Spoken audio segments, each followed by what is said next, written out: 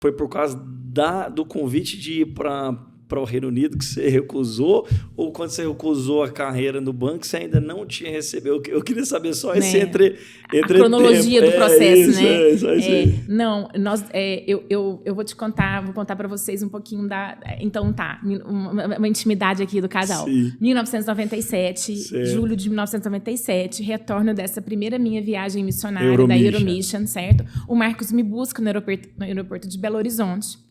E nós vamos com os pais deles para a fazenda deles, que era ali perto de BH. Nessa fazenda, ele me pede para casar. Eu acho que um mês fora foi ótimo. Sentiu falta. Não, agora eu preciso formalizar esse convite. Então, ele me pede para casar em julho de 1997. E aí, em março de 1998, a gente casa. Então, nesse interim entre eu voltar da Inglaterra e a gente casar... foram 8 meses aí de preparação, é que eu recebo essa proposta, eu vivo esse processo do Banco Real. Sem saber, não tinha nenhuma conversa entre ninguém, nem entre eu e o Marcos, nem entre os nossos pastores, que nós iríamos um dia, porventura, ir como missionário, servir alguma igreja dessas igrejas que a gente relacionava. Não tinha essa conversa entre nós.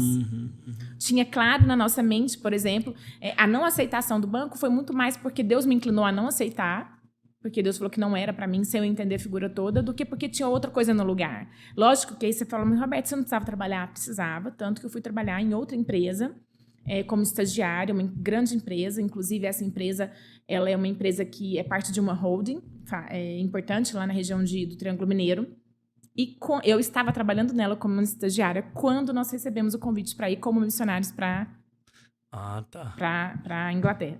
E aí o meu diretor falou, Roberta, mas você vai fazer isso? Você vai largar tudo e você vai viver essa experiência na Inglaterra sem saber o que te aguarda depois? Eu falei, vou. Ele falou, então eu quero uma reunião com a diretoria. Eu quero que você participe. Eu tenho uma reunião com todos os diretores aqui do grupo e eu quero que você conte essa experiência. Eu falei, tá sério? Meu chefão.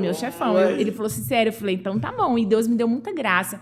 Eu me senti aquela serva lá naquela história de Naamã, porque eu pude expressar para eles essa certeza de fé, de que nós, como igreja, nós, como corpo vivo de Cristo, a gente precisa estar junto, a gente precisa se conectar, a gente precisa se ver, a gente precisa transferir dons espirituais que Deus nos deu.